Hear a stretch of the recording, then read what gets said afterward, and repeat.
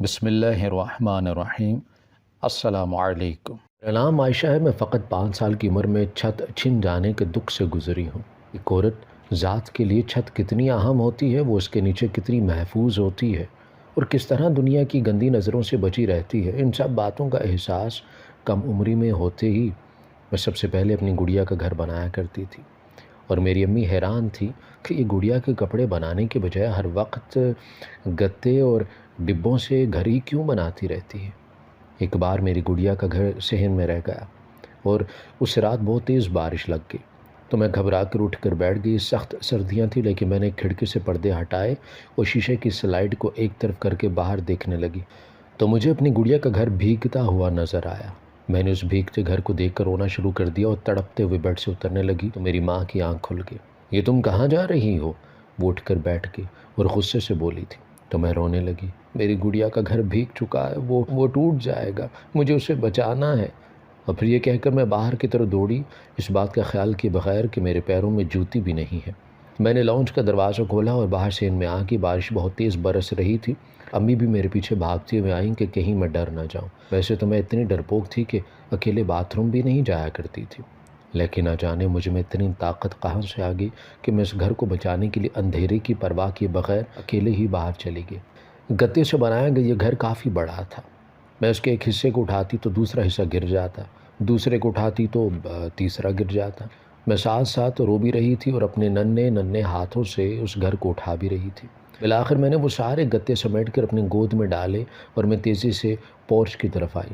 میرے کپڑے بھیگ چکے تھے، لیکن مجھے کسی بات کی پرواہ نہیں تھی۔ اگر پرواہ تھی تو اس گتے کے بنے ہوئے گھر کی، جو ٹوٹ کر ایک دوسرے کے ساتھ چپک گیا تھا۔ اس شور شرابے پر نانی کی آنکھ کھل گئی اور وہ اپنے کمرے سے نکل کر باہر آ گئی، یہ دیکھنے کے لیے کہ آخر ماجرا ہوا کیا ہے اور میں بری طرح کیوں رو رہی ہوں۔ میری پہلی بار کی گئی حکم عدولی پر امی سخت چڑ گئی تھی مجھ سے۔ وہ مجھے بار بار کہہ رہی تھی کہ اپنی گود سے یہ گیلے گتے نکال کر پھینک دو۔ دوسری طرف انہیں مجھ پر شدید غصہ بھی آ رہا تھا کہ میں نے اپنے سارے کپڑے گیلے کر دیے۔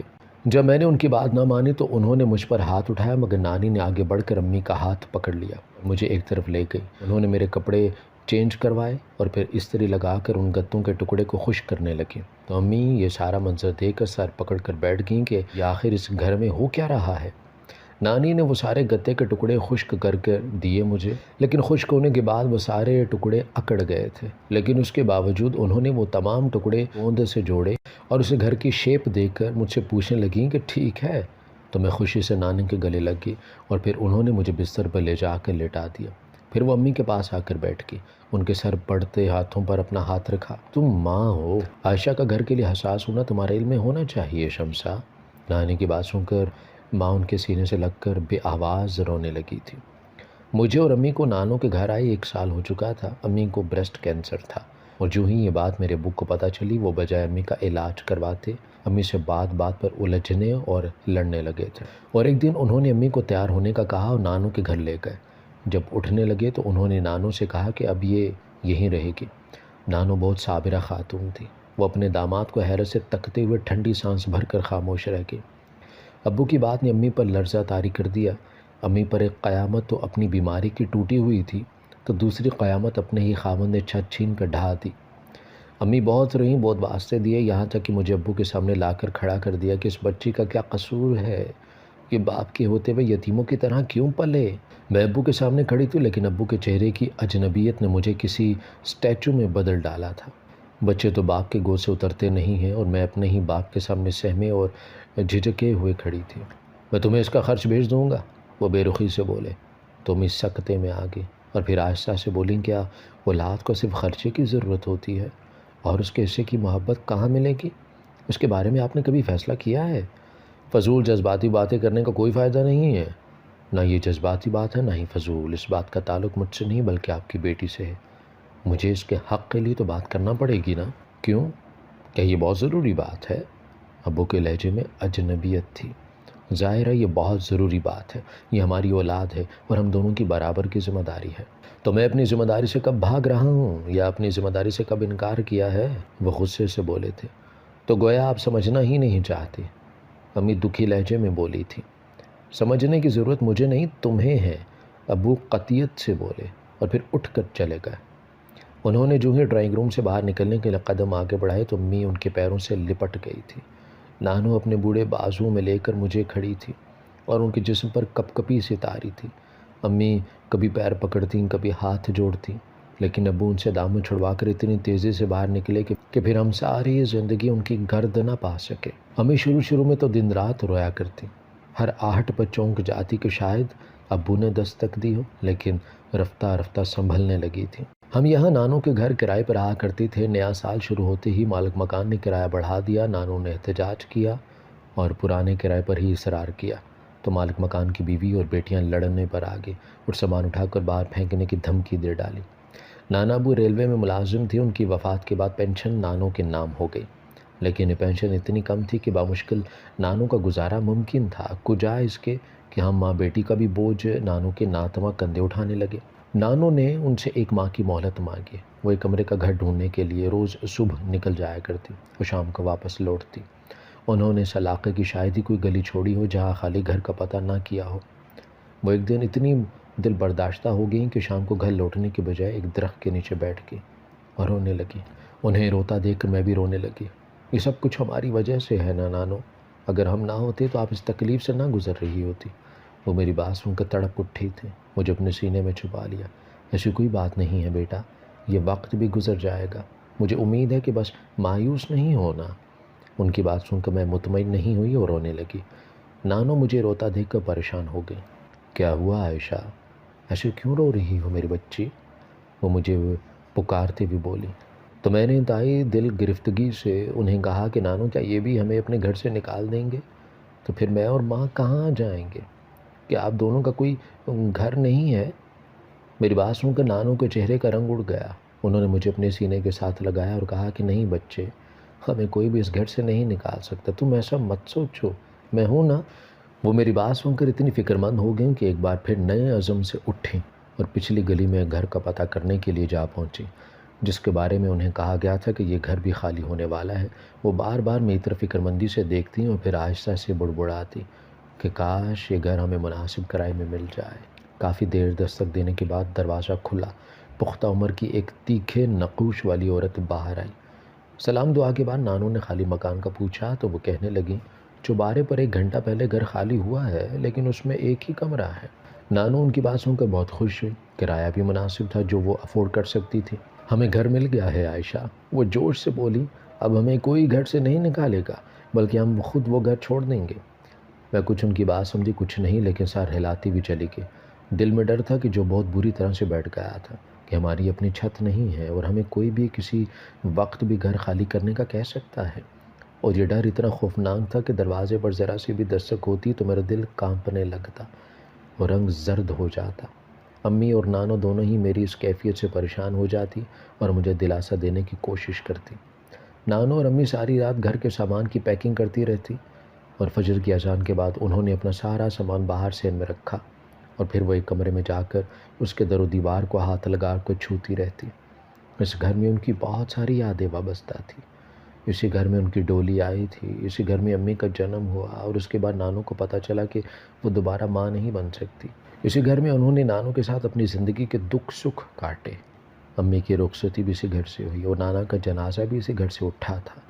ان کی تو خواہش تھی کہ وہ بھی یہاں سے مر کر نکلیں، لیکن حالات نے انہیں اس قدر مجبور کر دیا کہ وہ اپنی ساری یادیں یہیں چھوڑ کر یہاں سے نکلنے پر مجبور ہو گئی۔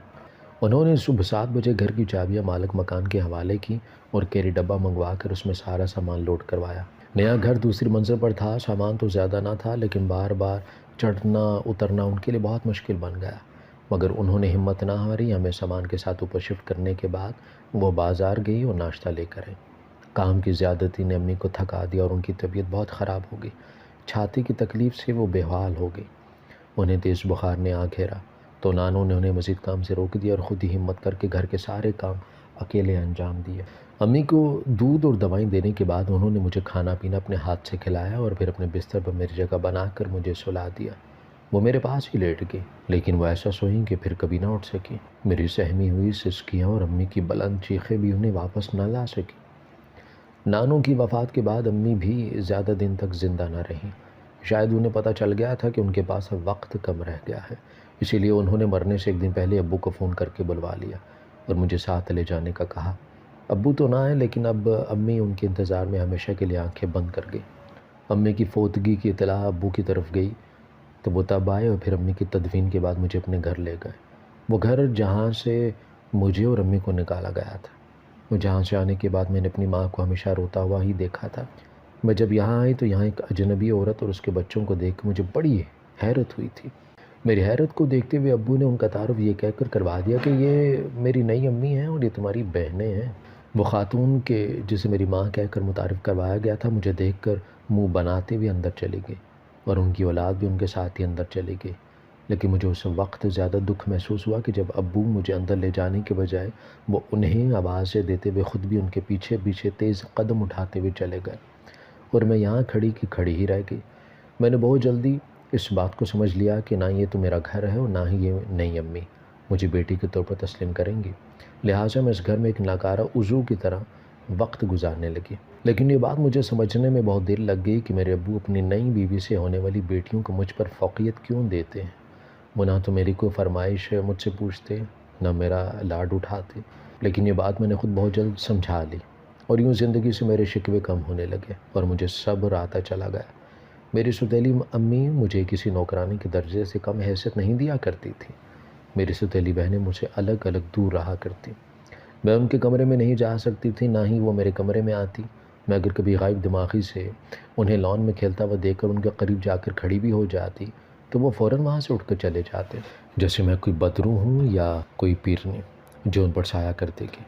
ڈائننگ روم میں وہ سب مل کر اکٹھے بیٹھ کر کھانا کھایا کرتے، لیکن مجھے کھانا میرے کمرے میں بھیج دیا جاتا۔ ابو ان کی فرمائش پر انہیں ڈنر کے لیے باہر ہوٹل لے کر اکثر جاتے۔ انہیں جلدی سے تیار ہونے کا کہہ کر ابو نے مجھے کبھی نہیں کہا کہ تم بھی ہمارے ساتھ چلو۔ ڈنر سے لوٹتے ہوئے ان سب کی ہنسنے کھلکھلانے کی آوازیں میرے کمرے تک آ رہی ہوتی۔ ایسے میں نہ جانے کیوں امی اور نانوں کی یاد ستانے لگتی اور میں تکیے میں منہ چھپائے رونے لگا کرتی۔ میرے ساتھ ایسا کیوں ہو رہا ہے؟ مجھے کبھی بھی یہ بات سمجھ میں نہیں آئی، لیکن میں پھر بھی خوش تھی کہ کم از کم پیٹ بھر کے کھانا تو مل جاتا ہے، رات کو سونے کے لیے جگہ بھی مل جاتی ہے۔ تو بس میں کبھی اپنے حق کے لیے نہیں بولی۔ اس کے پیچھے ایک وجہ تھی کہ کہیں مجھ سے یہ چھت بھی نہ چھین لی جائے، اور اگر ایسا ہوا تو میں کیا کروں گی؟ اب تو امی اور نانوں بھی نہیں جو مجھے سنبھال لیں گی۔ اسی لیے میں اپنے لبوں کو سی کر چپ چاپ اپنی زندگی گزارنے لگی۔ وقت کی ایک اچھی عادت ہے کہ وہ اچھا ہو یا برا گزر جایا کرتا ہے۔ میرا میٹرک کا رزلٹ آ چکا تھا، گو کہ مجھے سرکاری اسکول میں ڈالا گیا تھا، اور میری تینوں بہنوں نے اس شہر کے سب سے مہنگے پرائیویٹ اسکول سے میٹرک پاس کی۔ ان کا بہترین کالج میں ایڈمیشن کروایا گیا، لیکن مجھے آگے پڑھنے سے روک دیا گیا۔ میں نے اسے بھی اپنے نصیب کا لکھا ہوا سمجھ کر صبر کر لیا اور پرائیویٹ ایف اے کرنے کا تہیہ کر لیا۔ جس دن میرا ایف اے کا آخری پیپر تھا اس دن مجھے ڈرائنگ روم سے اونچے اونچے قہقوں کی آوازیں آ رہی تھی۔ میں جو ہی گزرنے لگی تو مجھے میری سوتیلی امی نے آواز دی تو میں اندر داخل ہوئی اور ایک اجنبی چہرے کو دیکھ کر ٹھٹک گئی تھی۔ اس کی شکل کچھ سوتیلی امی سے مل رہی تھی۔ کن پٹیوں کے بال سفید تھے، 3 پیس سوٹ اور اچھی صحت کے باوجود وہ کافی بڑا لگ رہا تھا، لیکن اس نے خود کو کافی مینٹین کر کے رکھا ہوا تھا۔ روزی کے ساتھ مل کر شام کھانے کی تیاری کرو، سوتیلی امی نے مجھے آرڈر دینے والے انداز میں کہا تو میں سر ہلاتے ہوئے فوراً کچن میں آ گئی۔ لیکن اس شخص کے ایکس رے جیسی نظریں مجھے بہت عجیب اور بری لگی تھی۔ وہ عجیب ندیدے پن کے ساتھ مجھے دیکھتا ہی چلا گیا۔ میں سوتیلی امی کی بات سن کر فوراً ہی کچن کی طرف گئی اور روزی جو یہاں کام کیا کرتی تھی ان کے ساتھ مل کر کچن میں ہاتھ بٹانے لگی۔ بریانی دم پر لگ چکی تھی، شامی کباب ایک فینسی پلیٹ میں نکال کر ایک طرف رکھ دیے۔ آخری مرحلہ بس چٹنی اور سلاد کا تیار کرنے کا تھا۔ میں جو ہی چھری لینے کے لیے مڑی تو وہ شخص عین میرے پیچھے کھڑا تھا۔ میں اسے دیکھ کر ڈر گئی تھی تو وہ چونک کر گہری نظروں سے مجھے دیکھنے لگا۔ وہ ایک خوبرو شخص تھا۔ دراصل مجھے پانی چاہیے تھا، وہ بولا تو میں نے پانی کا گلاس اسے تھما دیا اور پھر وہ چلا گیا۔ لیکن میں تھوڑی دیر بعد ہی دوبارہ کچن میں آیا، بالکل میرے قریب آ کر کھڑا ہو گیا اور کہنے لگا 1 کپ چائے ملے گی؟ میں نے ہڑبڑا کر اس کی طرف دیکھا۔ وہ اصل میں میرے سر میں درد ہو رہا ہے۔ جی میں بناتی ہوں، یہ کہہ کر میں نے پتیلی چولہے پر چڑھا دی۔ جتنی دیر میں چائے بناتی رہی وہ میری پیٹھ پیچھے کھڑا رہا اور مجھے اپنی پیٹھ پر اس کی جلتی نگاہیں محسوس ہو رہی تھی۔ میں نے چائے کپ میں ڈال کر اس کی طرف بڑھائی تو مجھے اپنے ہاتھوں میں واضح لرزش محسوس ہوئی تھی۔ اس نے چائے کا پہلا سپ بھرتے ہوئے میری تعریفوں کی پل باندھ دی۔ وہ چائے پیتے تک یہیں کھڑا رہا اور مجھے اس کا یہاں پر کھڑا ہونا الجھن میں مبتلا کرنے لگا تھا۔ پھر وہ باہر چلا گیا، لیکن ہر تھوڑی دیر کے بعد وہ کسی نہ کسی بہانے میں کچن میں آتا جاتا رہتا۔ میں نے جلدی جلدی سلاد بنا کر اپنا آخری کام مکمل کیا اور کچن روزی کے حوالے کر کے میں خود کمرے میں چلی آئی۔ میں شدید تھک چکی تھی اور میرا کھانا کھانے کو دل بھی نہیں کر رہا تھا۔ تو میں لیٹ گئی۔ اچانک دروازہ کھلا اور وہ شخص کھانے کی ٹرے اٹھائی دھڑلے سے میرے کمرے میں داخل ہو گیا۔ آپ نے اتنا مزیدار کھانا بنایا اور خود چکھا تک نہیں؟ تو میں نے سوچا کہ میں کھانا آپ کے روم میں لے جاؤں۔ میں ہڑبڑا کر اٹھ کر بیٹھ گئی اور پریشان نظروں سے اسے دیکھنے لگی۔ ابھی میں ٹھیک سے سنبھلی بھی نہیں تھی کہ دروازہ زور سے کھلا اور میری ستیلی امی اندر داخل ہوگی۔ میں تیزی سے کھڑی ہوگی۔ یہ کیا سین ہے بھائی؟ میرا لکھ پتی بھائی شاہ نواز اور شاہو جس کے آگے پیچھے دنیا کھڑی ہوتی ہے وہ آج خود ٹرے لے کر کسی کے آگے کھڑا ہے۔ کمال ہے بھائی، کیا جادو چلا دیا ہے تم نے لڑکی؟ ستیلی امی کے الفاظ سن کر میں حیران ہو گئی تھی۔ میں بے چینی سے اپنی ہاتھوں کی انگلیاں مڑوڑنے لگی اور خوفزدہ نگاہوں سے ستیلی امی کی طرف دیکھنے لگی، لیکن ان کا چہرہ تو خوشی سے گلنار ہو رہا تھا۔ مجھے لگا کہ وہ مجھ پر یا تو شدید غصہ کریں گی یا الزام لگائیں گی، لیکن ایسا کچھ بھی نہیں ہوا اور وہ اپنے بھائی کے ساتھ کھل کھلا کر ہنس رہی تھی، اور پھر میرا قریب آئی اور میرے سر پر ہاتھ پھیرا اور پھر باہر نکل گئی۔ پھر شاہ نواز نے ٹرے ٹیبل پر رکھی۔ پلیز آپ بھی کچھ کھا لیجئے گا، بھوکا رہنا آپ کی صحت کے لیے اچھا نہیں ہے۔ وہ مجھے گہری نظروں سے دیکھتا ہوا باہر چلا گیا تو میں گہری سانس لے کر بیڈ پر بیٹھ گئی۔ تو سارا معاملہ یہ میرے لیے انتہائی عجیب و غریب ہو چکا تھا۔ میری سمجھ میں کچھ بھی نہیں آ رہا تھا۔ شاہ نواز تو چلا گیا لیکن گھر میں ایک عجیب و غریب چہمگوئیاں تھیں جو مکمل کھل کر میرے سامنے نہیں آ رہی تھی۔ تمہارا دماغ تو نہیں خراب ہے؟ تم نے شاہ نواز کی عمر دیکھی ہے؟ بیڈ روم سے مسلسل ابو کے انتہائی چیخنے اور غصہ کرنے کی آوازیں آ رہی تھی، جبکہ میری ستیلی امی انتہائی تحمل کے ساتھ بات کر رہی تھی۔ آخر آپ نے اس کو بیانا تو ہے کہ نہیں؟ کیا گھر میں اس کو بٹھا کر اچار ڈالیں گے یا ساری زندگی میرے سینے پر چڑھ کر مونگ دلتی رہے گی؟ یہ بیانا ہے لیکن اپنے وقت پر۔ ابھی تو عائشہ بہت چھوٹی ہے۔ اپنے نام پر میرا قدم زمین نے پکڑ لیے اور میرا پورا جسم کان بن گیا۔ اور پھر یہ بحث ان کے درمیان روزانہ چلتی رہتی جس میں میرے دماغ میں اٹھنے والی ابو کی واحد آواز بالآخر پست ہوتے ہوتے بالکل خاموش ہو گئی۔ ستیلی امی کے مسلسل عنایات، شاہ نواز کا بار بار بہانے سے گھر آنا اور مجھ پر تحائف کی برسات، یہ ساری باتیں مجھے اب سمجھ آنے لگی تھی۔ مجھے جہاں دکھ تھا وہیں خوشی بھی محسوس ہو رہی تھی کہ پہلی بار ابو نے میرا دفاع کرتے ہوئے میری سائیڈ لی تھی، لیکن یہ کمزور دفاع تھا۔ وقت نے ثابت کر دیا تھا۔ شاہ نواز کی یہ چوتھی شادی تھی، اس کی 4 شادیاں کیوں ناکام ہوئیں؟ یہ سوال انتہائی ضروری تھا، لیکن یہ سوال کون کرتا؟ مجھے تو شرم اور جھجک بولنے کی اجازت ہی نہیں دے رہی تھی۔ امی سے پوچھنے کا مطلب اپنی شامت کو آواز دینا تھا اور ابو سے بات کا کوئی فائدہ بھی نہیں تھا، اسی لیے میں نے یہ سب اسے اپنے مقدر کا لکھا سمجھ کر قبول کرتے ہوئے صبر کر لیا۔ میں بیاہ کر جس گھر میں آئی یہ بہت خوبصورت اور مکمل فرنشڈ گھر تھا۔ شاہ نواز غصے کا بہت تیز تھا، اس کا احساس مجھے شادی کی پہلی رات ہو گیا تھا۔ وہ بہت معمولی باتوں پر اتنا بڑا ہنگامہ کر دیتا کہ مجھے اپنی جان کی خلاصی مشکل بن جاتی، اور اس کی ایک عجیب و غریب عادت کہ وہ بات پہ مجھے طلاق کی دھمکی بھی دیا کرتا۔ میں اس کی دھمکی کو سنتے اس کے پیروں سے لپٹ جایا کرتی، ہاتھ جوڑتی، منتیں کرتی کہ وہ یہ لفظ منہ سے نہ نکالے، بھلے مجھ پر ہاتھ اٹھا لیا کرے، لیکن شاید اسے میری کمزوری کا علم ہو چکا تھا یا اسے مجھے تکلیف دینے میں مزہ آتا تھا۔ یہ بات میری سمجھ سے بالا تر تھی۔ ایک دن تو مجھ پر تو جیسے پہاڑ ہی ٹوٹ گیا۔ وہ مجھے ہر ماہ میرے میکے لے کر جاتا، شادی کا 5واں ماہ تھا، اس سے مجھے تیار ہو کر میکے چلنے کا کہا اور معمولی سی تلخ کلامی پر اس نے مجھے میرے کان میں 3 بار طلاق دے دی۔ میں سکتے کی حالت میں کھڑی ہو گئی اور اسی عالم میں اپنے میکے پہنچی۔ دروازہ ابو نے کھولا اور میں روتے ہوئے ان کے گلے لگ گئی۔ انہوں نے پریشان ہو کر شاہ نواز کو دیکھا تو وہ کندھے اچکا کر اندر چلا گیا۔ ابو نے مجھ سے پوچھا تو میں نے انہیں بتایا کہ شخص نے مجھے بھی کھڑے 3 طلاق دے دی ہے۔ ابو غصے سے بھرے اندر داخل ہوئے اور انہوں نے شاہ نواز کو گریبان سے پکڑ لیا۔ کیا قصور تھا میری بیٹی کا جو تم نے اسے طلاق دی؟ طلاق تمہارے لیے کوئی مشغلہ ہے کیا؟ کون سی طلاق؟ کس کو دی ہے؟ وہ اپنا گریبان چھڑاتے ہوئے بولا تھا۔ تو میں پھٹی نظروں سے اس کی طرف دیکھنے لگی۔ اب ابو مجھے گھورنے لگے تو میں ہکلاتے ہوئے بولی، یہ شخص جھوٹ بول رہا ہے، کیا ثبوت ہے تمہارے پاس؟ شاہ نواز دھاڑا تھا تو میں سہم کر ابو کے پیچھے چھپ گئی۔ ثبوت؟ ابو بھی گھوم کر میری طرف مڑ گئے۔ میرے پاس تو کوئی ثبوت نہیں ہے، لیکن میں سچ کہہ رہی ہوں، یہ شخص جھوٹا ہے، اس نے مجھے… بس کرو بی بی بس۔ ستیلی امی میری بات کاٹ کر میدان میں اتر آئی۔ خامد بوڑھا اور شریف ہو تو جوان لڑکیاں اسی طرح ہتھ کنڈوں پر اترتی ہیں؟ میں ستیلی امی کی بات سن کر لرز کر رہ گئی۔ ابو سر پکڑ کر صوفے پر بیٹھ گئے اور شاہ نواز مجھے بازو سے پکڑ کر گھسیٹتا ہوا ان کے گھر سے لے جانے لگا۔ میں ابو کو پکارتی ہوئی چلی گئی، اس نے مجھے گاڑی میں دھکا دیا، میں دوسری طرف سے نکلنے لگی تو اس نے گاڑی لاک کر دی۔ یہ غلط ہے، میں نامحرم ہوں آپ کے لیے اور یہ بات آپ اچھے سے جانتے ہیں۔ میں چیخ کر بولی تو وہ ہنسنے لگا اور پھر اس نے گاڑی آگے بڑھا دی۔ وہ گھر جاتے ہی اس نے مجھ سے میاں بیوی جیسا تعلق قائم کر لیا۔ یہ گناہ تھا۔ میں تادیر اپنے جسم پر پانی بہاتی رہی، لیکن مجھے لگتا تھا کہ یہ غلاظت میرے بدن سے اترنے کا نام ہی نہیں لے رہی۔ میں چلتے شاور تلے تادیر ہوتی ہوئی چلی گئی۔ مجھے لگا کہ میری سزا اس کے بعد ختم ہو جائے گی، لیکن ایسا نہ ہوا، بلکہ اگلے ماہ جب وہ مجھے پھر میکے لے کے جانے لگا تو اس نے پھر 3 طلاق مجھے دے دی۔ میرے گھر پہنچتے ہی سب کو چیخ کر بتایا کہ خدا کے لیے اس گناہ کی زندگی سے میری جان چھڑوائیں۔ لیکن سب اس کو سچا سمجھتے رہے اور مجھے زبردستی اس کے ساتھ بھیج دیا کرتے۔ میں کم عمر ضرور تھی لیکن میں یہ جانتی تھی کہ یہ غلط اور گناہ والی زندگی گزار رہی ہوں، پر میں مجبور تھی۔ اور پھر ایسا بار بار ہونے لگا کہ ہر بار میکے لے جانے سے پہلے یہ شخص مجھے طلاق دے دیتا، لیکن میری بات پر کوئی یقین نہ کرتا۔ میں گناہ کی زندگی گزارتے گزارتے تھک گئی، مجھے اس زندگی سے نکلنے کا کوئی راستہ نظر نہیں آتا۔ وقت گزر رہا تھا اور میرے زمین پر بوجھ بڑھتا جا رہا تھا۔ شاہ نواز ایک ہفتے کے لیے بزنس ٹور پر نتھیا گلی گیا، گھر کا سودا سلف ختم تھا تو میں قریبی مارکیٹ چلے گی۔ جب میں بازار سے سبزی لے رہی تھی تو ایک 70 سال کا بوڑھا آدمی جس کے چہرے سے نور ٹپک رہا تھا سبزی بیچتے ہوئے مجھے غور سے دیکھنے لگا۔ میں پیسے ادا کر کے مڑنے لگی تو وہ آہستہ سے بولا کہ میں تیری مشکل آسان کر سکتا ہوں، تو مجھ سے حلالہ کر لے۔ اس کی بات سن کے میں گھبرا گئی۔ اب یہ تم پر ہے کہ تم گناہ کی زندگی بسر کرنا چاہتی ہو یا نہیں، بہرحال میں نے تمہیں ایک راہ دے دی ہے۔ اور پھر اس نے سبزی کے شاپر میں ایسی چیز ڈال دی کہ میری جان نکل گئی۔ اس نے تھیلی میں چاقو ڈال کر دیا اور تاکید کی کہ جو ہی تمہارا خاوند سامنے آئے تو مجھ سے اپنا حلالے کی بات اس کے سامنے رکھ دینا، لیکن اس کے سامنے جاتے وقت یہ چاقو اپنے دوپٹے کے نیچے رکھ لینا، وہ تمہاری بات مان لے گا۔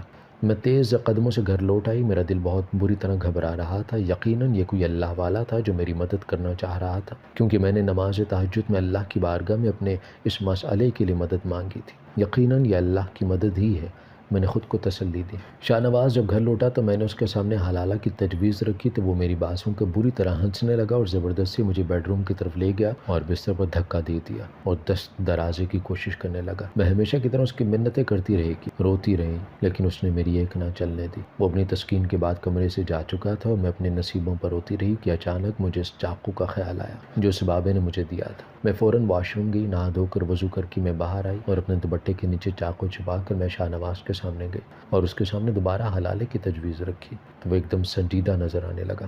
مجھے کوئی اعتراض نہیں اگر تم چاہتی ہو تو، لیکن اس مقصد کے لیے ہم کسے ڈھونڈیں گے؟ میں نے اس کو بابے کے بارے میں سب کچھ بتا دیا اور پھر پہلی ملاقات میں میری بات نکاح تک پہنچ گئی۔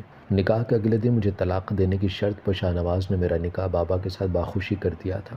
2 کمروں کے چھوٹے سے گھر میں مجھے عجیب روحانی تسکین ملی۔ آج مجھے کسی گندگی اور غلاظت کا احساس نہیں ہو رہا تھا۔ میں رب کا شکر ادا کرتے ہوئے سجدہ ریز ہو گئی۔ میرے نئے شوہر کا نام جلال الدین تھا۔ وہ اندر آئے تو میں سجدے سے اٹھی۔ مجھے بس اللہ کی طرف سے یہ حکم ملا تھا کہ تمہیں اس گناہ کی زندگی سے نکال سکوں۔ میں نے اپنا کام پورا کیا۔ اب اگر تم چاہو تو صبح میں تمہیں طلاق دے سکتا ہوں اور تم پلٹ کر اپنے سابقہ خاوند سے نکاح کر سکتی ہو۔ ان کے چہرے سے نور کی شعائیں پھوٹ رہی تھیں اور میرا اپنا دل سکون سے بھر چکا تھا۔ میں تہیہ کر چکی تھی کہ پلٹ کر گناہ والی زندگی میں داخل نہیں ہوں گی، جہاں وہ مجھے کسی بھی وقت طلاق دے کر دوبارہ غلاظت والی زندگی جینے پر مجبور کر سکتا ہے۔ اگلے دن شاہ نواز مجھے لینے کے لیے گھر سے نکل چکا تھا۔ اس نے مجھے فون پر اطلاع دی۔ میں اس کی بات سن کر ڈر گئی تھی، لیکن جلال الدین کے چہرے پر کوئی خوف نہیں تھا۔ ہائی وے پر آتے ہی اس کا بدترین ایکسیڈنٹ ہوا اور اس کا پورا جسم مفلوج ہو گیا۔ یہ سن کر میں کافی دیر سکتے میں رہی۔ معلوم نہیں کہ میں خفا تھی یا خوش، لیکن اتنا ضرور جانتی تھی کہ میرے اللہ نے میرے لیے بہترین راستہ چنا ہے جو پاکیزگی اور خوشبو سے بھرا ہوا ہے۔ ہماری ویڈیو اگر آپ کو پسند آئی ہے تو ضرور لائک کیجیے، اپنی رائے دینا چاہیں تو کمنٹس کیجیے، اچھی لگے تو شیئر کیجیے۔ اس کے ساتھ ساتھ اگر آپ نے ہمارا چینل سبسکرائب نہیں کیا تو ضرور کیجیے اور بیل آئیکن پر لازمی کلک کیجیے تاکہ ہماری ہر آنے والی ویڈیو آپ تک بر وقت پہنچ سکے۔